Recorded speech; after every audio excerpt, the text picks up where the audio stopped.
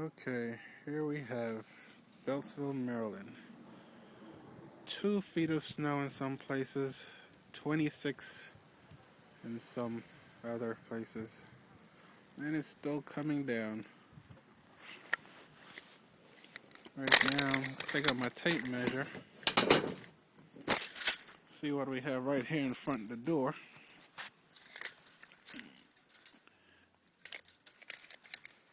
There you have it.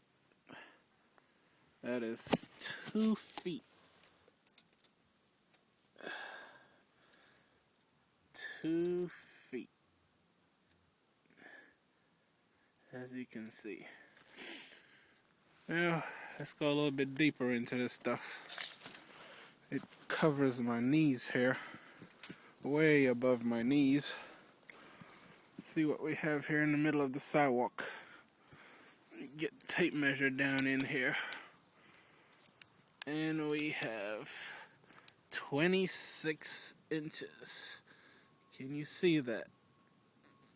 26 inches of snow in the middle of the sidewalk. Vehicles are covered up. Beltsville, Maryland, y'all.